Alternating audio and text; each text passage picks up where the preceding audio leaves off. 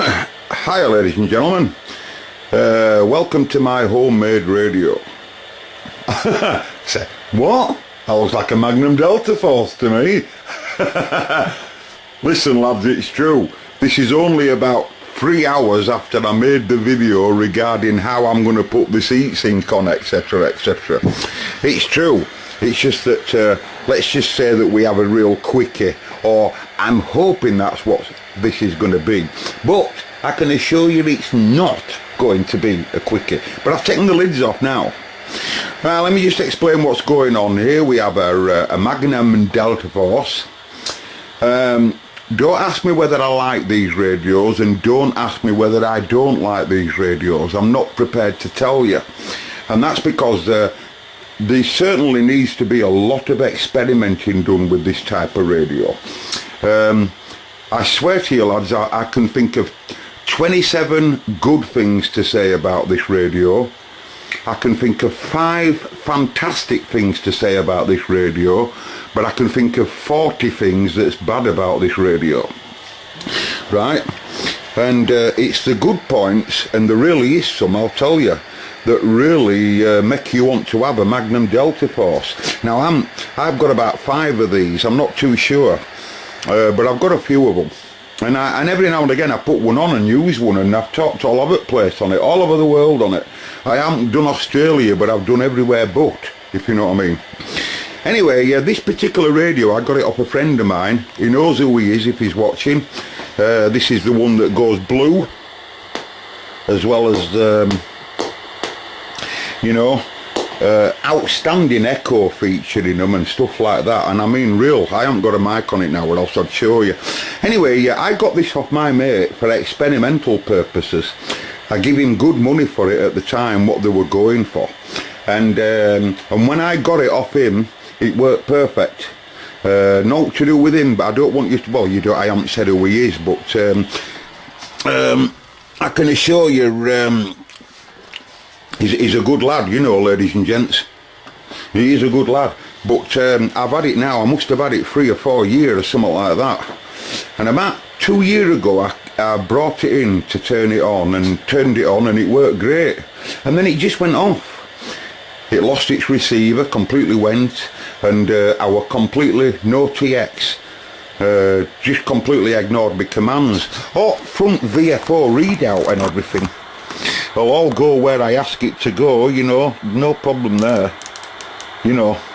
But it just won't go anywhere. Won't do no, just ignores all commands apart from any control panel regarding the computer control, because that's what they are. These, they're a bit like there's an IC on here that's well, it's got loads of stuff built in, like ROM, you know, memories. I think there's 5 or 6 memories on here, and it's all done by this front panel. And anyway, I don't want to go into all that, right? But the point of the fact is, what do you do with a radio when you haven't got a clue what's wrong with it? So I said to myself, I'll have a look sometime. I've got working Magnums. I don't really need it right now, but I'll have a look sometime. Anyway, I put it back on a few weeks after. It woke back up again, perfectly fine. And then after a period, it just dropped off. Goodbye. I was tapping it and all sorts, didn't make any difference. And I came to it another day, came on, refused to do anything, just saying completely what gives you the impression it's out of lock, won't do anything. Turned it on another day, won't do anything. Turned it on another day, works perfect, absolute perfect, flowered reports all the way around. Just went off like that, and it's never come on since. Never come on since. So I said to myself, right, how do you start to assess a radio that's got problems like that? Now then, this clue that I'm going to tell you folks is a brilliant clue. It doesn't matter what radio you've got in front of you. Let's just say that you haven't a clue where to start looking. What you do in a case like that, because I'm not right familiar with how the Magnum works, they're very, very similar in many ways to a Cobra 148. You can even see layouts very similar. They are. Electrically they are as well. There's many similarities to a Cobra, but there's many that's not the same. Our VFO arrangement's totally unique. How the VFO works in it is totally unusual. Anyway, so what you do in a case like that is you fire your computer up and you go and get the manual. Alright? And then when you get the manual, you go through the test procedure as though the radio is perfectly working order. How can you tune a radio up or set a radio up when it doesn't work? It doesn't make a difference. What you do is you get the manual and then you look for all the vital statistics. For example, I've said to myself, that's a VCO problem, is that? That is a voltage controlled oscillator problem and it's out of lock. And you won't get no transmit if you've no capture, and you will not get no receive if you've no capture. How do I know whether it's out of lock? How can I tell whether it's out of lock when I don't know where the bloody lock detector is? If it were a normal everyday stock and iron, you just go to lock detector, have a look at lock detector, and it'd tell you whether state of capture is captured or uncaptured. I don't know where lock detector is. It don't make any difference. Like I say, you wake your manual up, you go through all the test procedures, and you will find something that's missing.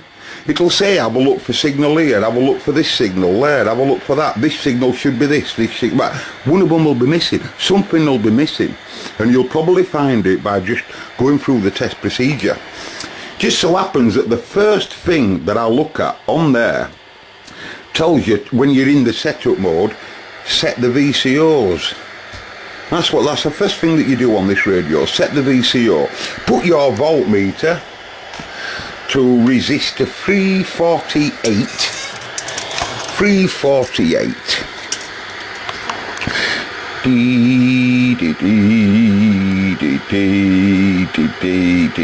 You probably can't see the writing.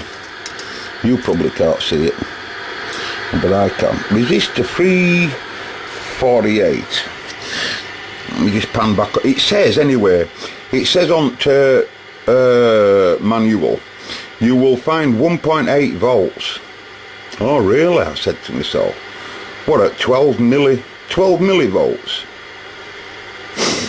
And I should have 1.8 volts on band A channel 1. Band A channel 1 I'm on. 1.8 volts I should have. I ain't got jack.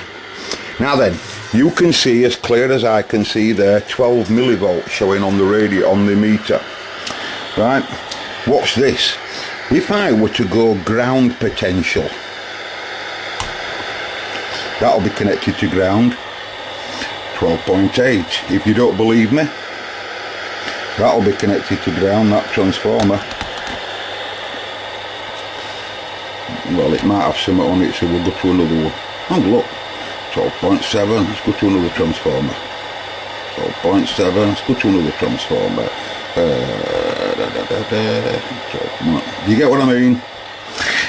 Now, what I'm saying to you there, folks, is the voltage supply that should be at the VCO's test point is exactly the same as ground potential. That tells me, folks, that the VCO is shorted. There's not only no VCO voltage there, but there is no VCO supply in any way, because we're at deck level. We're at deck level. Right, now then what do you do with the VCO that's in a module like this? And it's all waxed up. You've got L2 and L1, these two transformers here. Wax on this, but no wax on this. It says in manual that if it's not 1.8 volts, adjust L2. That's L2. I haven't adjusted it, I haven't touched it. Right, but there you can see the surface mount SMD inside there, and I can even see on manual where FM modulation gets deviate, where to FM mod deviates the VCO, and it's all here as well. But anyway, like I say, I haven't touched out here, and what I'm going to do now, I'm just going to swing this VCO around here while I've got my multimeter on this test point. I can't see it altering myself because we're at ground potential. There'll be something shorted. Anyway, luckily for me, I have a spare Magnum Deltaforce that's a very poorly animal and will never come to life. So, armed and dangerous, here is a VCO. Now, I'm pretty positive that this VCO block is working. On the broken down other Magnum I've got, it's got a front panel issue, and it's serious. It's the IC that lives on the front panel, you know, the microprocessor that's done one. And I'm pretty positive that the VCO is okay. So I've just removed this bill. This is just wax. It's all to keep it temperature stable. As you can see, it's all screened and it's soldered in well, can I show you? And this is an excellent idea because this all helps to keep it. I'll tell you one thing, I told you that there were lots of features that I love, and one of them is the frequency stability of a Magnum is absolutely brilliant. I'm not joking, folks. I don't even think that there's a warm-up period. Obviously there will be, but I haven't really studied it from code. But there don't appear to be a warm-up period, and they appear to be a very good VCO. And I can tell you, for those that don't know, these radios have got 10 bands of 40. They haven't actually. I think they've got 9 bands of 40 and 1 band of 50 or something like that. They really do have some coverage. 25 something right up to 29 something, or just short of 30. Anyway, so what I'm going to do, I'm going to swing L2 around, have a look at that voltage. I don't think it'll do now, and then I'm just going to plonk this in. And I still bet you out you like I'm not lucky.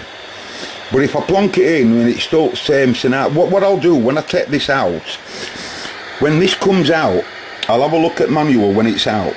And as far as I understand, this resistor then will be out of circuit at one end. That's when I'll come back on again with my test equipment, and I'll have a look to see what's happening at this resistor with this out. Are you with me? And if I still see zero potential, then I'll work backwards this way. But that's the plan. Anyway, my mate's going to ring any time. Any time is my mate. What time is it now? 10 to 11. And my mate's going to ring any time. 4th of February, look. And it's 10 to 11. And my mate's going to ring any time. We're off to a... well, I can tell you, but...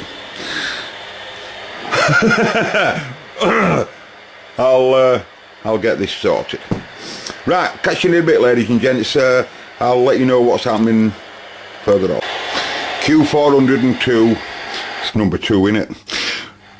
Right, lads, I've got the VCO block out now. Okay, I'll put this one over here so I don't get it confused. Okay, you better recognise it anyway because one's not got wax on L2. Now then, whereas the one I'm going to put in, oh no, it doesn't have any wax on any on that one. Makes you wonder whether someone put wax on L1.